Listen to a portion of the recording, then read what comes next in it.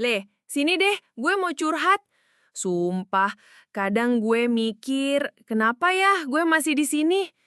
Lu tahu kan julukan guru itu apa? Pahlawan tanpa tanda jasa. Nah, kalau gajinya, boro-boro ada tanda jasa leh. Isinya tanda tanya semua. Keren kan? Gagah.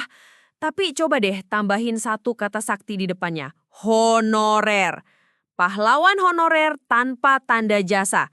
Langsung, gelarnya jadi kayak judul sinetron ajab. Kedengerannya mulia, tapi nasibnya bikin pengen nangis di pojokan ruang guru.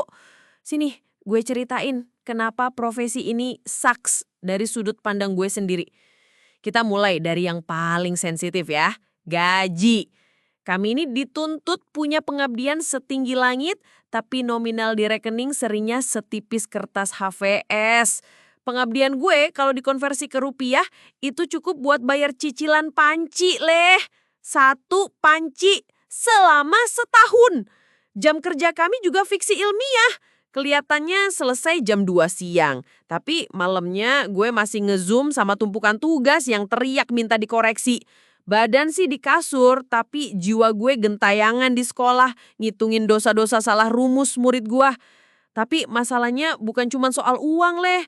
Kalau cuma itu mungkin gue udah jualan seblak online dari dulu. Masalah berikutnya adalah gue ini bukan cuma guru. Gue ini paket combo serba ada. Pagi gue ngajar, siang gue jadi admin TU, sore gue jadi desainer interior buat dekorasi kelas. Kalau ada murid berantem, gue yang jadi hakimnya. Kalau keran wastafel bocor, ya gue juga leh yang pertama kali disuruh cari ember.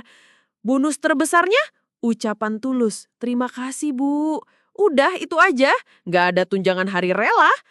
Nah, ini bagian favorit gue. Ekspektasi orang tua murid. Standarnya lebih tinggi dari Menara Eiffel. Datang ke sekolah terus bilang, Bu, anak saya ini kok nggak bisa-bisa perkalian? Ini udah dibantu bapaknya di rumah juga nggak masuk-masuk. Saya titipin anak saya ke sekolah biar pinter, Bu. Gatel banget lidah gue mau jawab. Lah, gue ini guru matematika, Bu, bukan pesulap merah.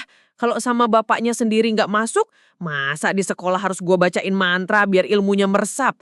Tapi kan gak mungkin leh. Yang keluar dari mulut tetap senyum manis dan kalimat sakti. Nanti saya coba pendekatan lain ya Bu. Seolah-olah gue punya 1001 cara ajaib di kantong Doraemon. Gue yakin bukan cuman buru yang ngalamin ini. Kalian yang nonton pasti pernah kan ketemu orang tua, klien, atau bos yang permintaannya ajaib? Coba deh tumpahin cerita paling absurd kalian di kolom komen. Biar kita sama-sama tahu kalau kita nggak sendirian. Dan di atas semua drama itu, ada satu lagi yang paling bikin sesak napas. Status. Status kami ini lebih misterius dari resep rahasia Krabby Patty leh. Setiap akhir tahun ajaran itu rasanya kayak audisi Indonesian Idol leh. Jantung deg-degan, hati cemas, apakah kontrak diperpanjang atau dapat SMS? Mohon maaf, perjuangan Anda harus berhenti di sini. Satu lagi, cita-cita jadi PNS itu rasanya kayak ngejar gebetan yang gak pernah peka. Udah dikasih kode berkali-kali, dianya pura-pura gak lihat. Terus kenapa gue masih di sini leh? Kenapa gue masih mau bertahan sama semua ini? Aneh kan? Tapi tahu apa yang lebih aneh?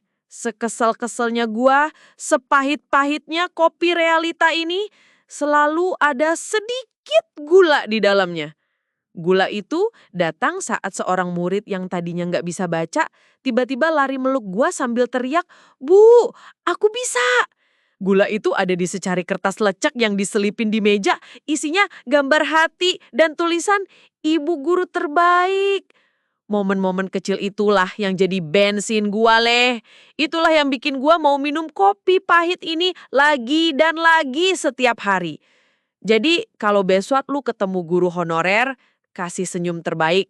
Atau kalau ada rezeki lebih ya traktir kopi beneran lah. Percayalah leh, itu sangat berarti. Nah, kalau unek-unek gua ini nyampe di hati kalian, tekan tombol subscribe-nya Gi. Biar perjuangan para pahlawan honorer ini ada yang nemenin. Kasih jempol juga biar gua semangat bikin RPP besok.